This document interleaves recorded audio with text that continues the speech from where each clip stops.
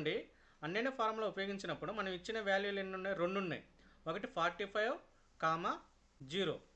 ఈ రెండు వాల్యూలలో 0 అనేది ఉన్నది కాబట్టి మనకి ఇక్కడ ఏమొస్తుందంటే ఫాల్స్ అనేది వస్తుంది. ఇప్పుడు కీబోర్డ్లో ఎంటర్ కొట్టండి, చూడండి ఫాల్స్ వచ్చిందా రాలేదా.